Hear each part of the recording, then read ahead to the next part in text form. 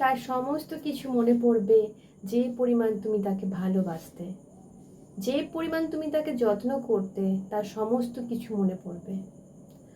ভুলে যেও না, ইউনিভার্স তোমাকে যার জন্য বানিয়েছে সে একদিন তোমার কাছে এসে ঠিক ধরা দেবে। তার জন্য কোথাও এদিক ওদিক কোথাও যাবার দরকার নেই। একদিন তুমি যার জন্য সবচেয়ে বেশি কষ্ট পেয়েছো সে তোমাকে না পাওয়ার জন্য আফসোস করবে। এটাই হচ্ছে ইউনিভার্সের ট্রুথ। দিনের পর দিন যাকে এত ভালোবাসতে, তার বিনিময়ে তুমি তার কাছ থেকে পেয়েছো শুধু অবহেলা, কষ্ট, যন্ত্রণা। এগুলো কি তুমি ডিজার্ভ করো? সে তোমার জন্যই কাঁদবে, মিলিয়ে নিও।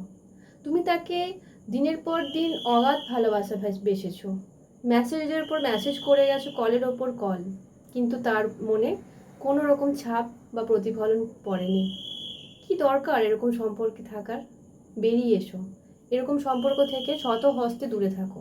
দেখো, তুমি অনেক ভালো থাকবে। নিজের যত্ন নাও, নিজেকে ভালোবাসো, নিজের কাজে মন দাও। দিনের পর দিন তুমি যাকে নিজের করে রাখতে চেয়েছিলে তুমি সেখানে কি পেয়েছো?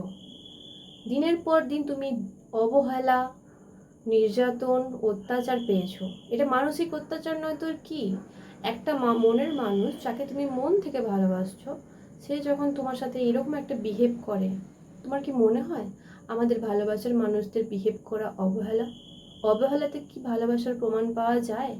যে তোমাকে দিনের পর দিন অবহেলা করছে, আমার মনে হয় এটা ভালোবাসা নয়। এটা শুধুমাত্র একটা মাইন্ড গেম খেলা, আর কিচ্ছু না। আর দিনের পর দিন তুমি তাকে সেই মাইন্ড গেম খেলার একটা সুযোগ দিচ্ছ। আমার এই টিপসগুলো তোমরা ফলো করে চলো। আজকে তুমি যাকে এত উজাড় করা ভালোবাসা দিয়ে নিজের কাছে টানতে চেয়েছিলে, সেই মানুষটাও একদিন তোমার জন্য কাঁদবে। হ্যাঁ, কাঁদবেই। তোমার দেওয়া ভালোবাসা এইভাবে ফেলে দেওয়ার জন্য, এইভাবে প্রত্যাখ্যান করার জন্য তাকে কাঁদতেই হবে। গল্পটা আসলে এখানে শেষ হয় না, গল্পটা শুরু হয় এখান থেকে। দিনের পর দিন তোমাকে যে অবহেলা করতে করতে করতে করতে আজকে তোমার দেওয়ালে পিঠ থেকে গেছে, সেখন ঠিক সময়ের চাকা ঘুরে যায়। মনে রেখো, সত্যি ভালোবাসা কখনো চলে যায় না, তোমাকে ছেড়ে কখনো যেতেই পারবে না সে।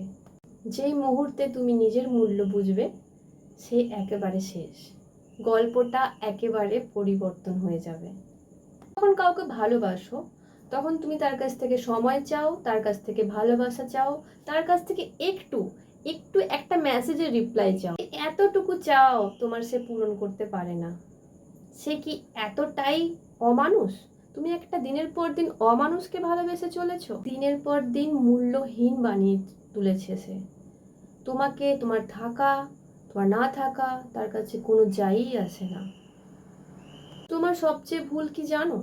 তুমি তাকে ইম্পর্টেন্স দিয়েছো। তোমার সাথে সে দিনের পর দিন অন্যায় করে গেছে, আর তোমার মনে হয়েছে তাকে আরেকবার সুযোগ দিই, কারণ তুমি তাকে ছেড়ে থাকতে পারছো না। এটার নামই কি ভালোবাসা? না। তুমি যদি এই বিভ্রান্তির মধ্যে থেকে থাকো, আমি এখনই তোমাকে সাজেশন দেব, এখান থেকে তুমি বেরিয়ে এসো। এটা টোটালি একটা মাইন্ড গেম। যে তোমাকে ভালোবাসার নামে মাইন্ড গেম খেলে, সে তোমাকে কখনোই ভালোবাসে না, সে তোমার কখনোই যোগ্য নয়। তুমি যতবার তাকে ফোন করছো, যতবার মেসেজ করছো, যতবার বলছো যে আমি তোমাকে ছেড়ে থাকতে পারছি না, থাকতে পারছি না, তত সে সেইটার মজা নিচ্ছে। সেটার নতুন করে আবার কিভাবে কষ্ট দেওয়া যায়, তাকে হার্ট করা যায়, সেই প্ল্যান কষে যাচ্ছে। এটার নাম কি ভালোবাসা? তুমিই বলো। ভাবছো সে এতই বোকা? তুমি দিনের পর দিন তাকে ভালোবেসে গেছো, আর সে কিচ্ছু বুঝতে পারেনি, কোনো টের পায়নি। তুমি কন্টিনিউ তাকে ভালোবেসে গেছো নিঃস্বার্থভাবে।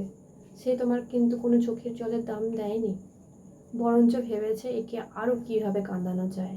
এটার নামই কি ভালোবাসা? জানো কি, সে কিন্তু খুব ভালো করে জানতো যে তুমি ওকে কতটা ভালোবাসো কিংবা ভালোবাসতে, কিন্তু কন্টিনিউ সেটা সে না দেখার ভান করে এগিয়ে চলেছে। তোমার কি মনে হয় সে এতটাও বোকা? ও তোমার ভালোবাসাটা একটুও বুঝতে পারেনি। যখন প্রত্যেকটা দিন কেঁদে রাতের বালিশ ভেজোতে, তখন দেখো সে অন্য কাজে ব্যস্ত, ওর কোনো যাই আসে না। এটার নামই কি ভালোবাসা? ভালোবাসা তো এমন হতেই পারে না যেখানে তোমার চোখে জল দেখে পাথর না গলে।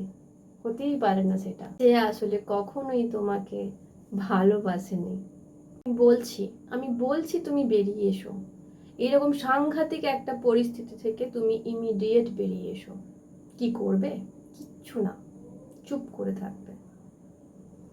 তোমার যত কান্না, যত কষ্ট, একটা বদ্ধ ঘরে গিয়ে নিজের মনে যত জমে থাকা কষ্ট কিন্তু বের করে দাও। হ্যাঁ, কান্নাও একটা থেরাপি। আমি পার্সোনালি মনে করি কান্নাও একটা থেরাপি। তোমার যদি কষ্ট হচ্ছে, সেই কান্নাটা কেঁদে সেই চোখের জলের সাথে যেন ধুয়ে মুছে সাফ হয়ে যাক। কিন্তু হ্যাঁ, সেই ঘর থেকে তুমি যখন বাইরে বেরোবে, সেই চোখের জলের একটা ফোঁটাও, একটা ছিটে ফোঁটাও যেন অন্য কেউ বাইরের লোক দেখতে না পায়।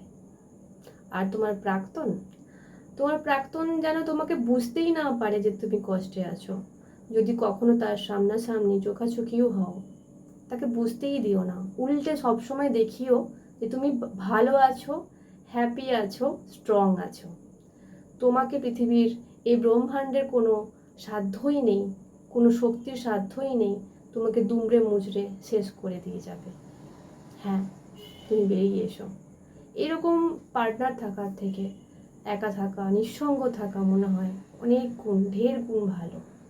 তুমি নিজের কাছে নিজে প্রমিস করো, যেখানে তুমি অবহেলা পেয়েছো, যন্ত্রণা পেয়েছো, সেখানে আর ফেরত যাবে না।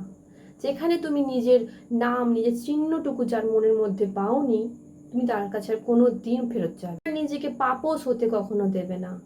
তোমার এই ভালোবাসার নামে যে কোনো সময় এসে তোমাকে ব্যবহার করে চলে যাবে, সেটা তুমি আর কখনো হতে দেবে না।